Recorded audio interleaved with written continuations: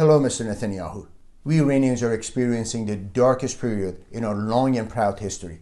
For more than 42 years, our country has been occupied by forces of evil, whose only desire is to create chaos and mayhem.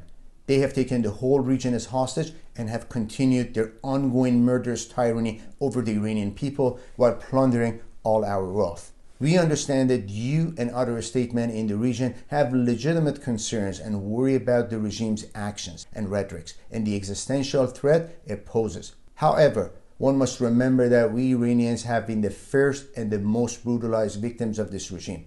Mr. Prime Minister, for 42 years, this regime has been teaching the ideology of hate in our country. Hating Jews, hating Arabs, hating Americans, and etc. They have been teaching average Iranians that every Jewish person is out there to destroy Iran.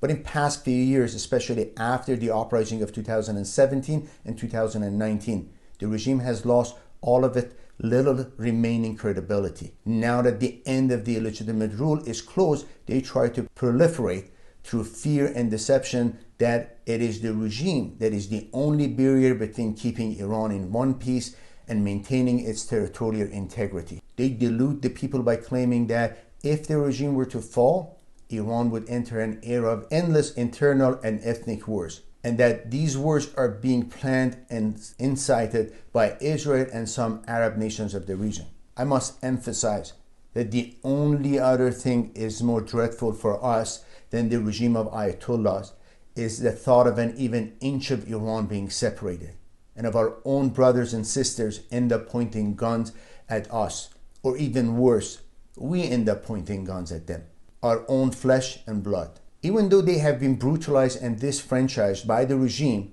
and led to believe by certain opportunist individuals that they are the only ones, but the reality is 95% of Iranians have been suffering the same and more under this theocratic regime.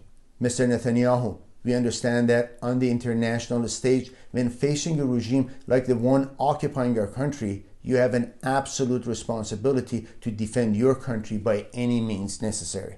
And that in order to undermine and counter this regime, your government may have supported certain separatist groups in Iran.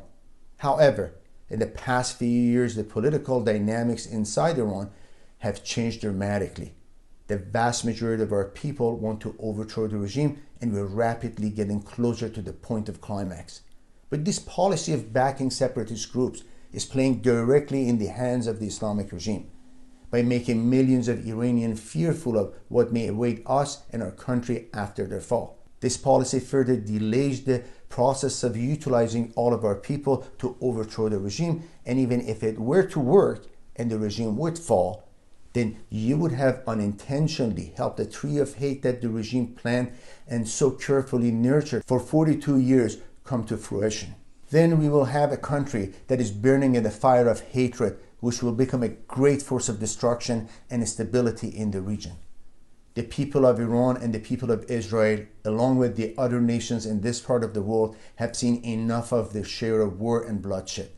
Rather than more animosity, we need a solution that ensures a long-term prosperity, peace, and security for our region.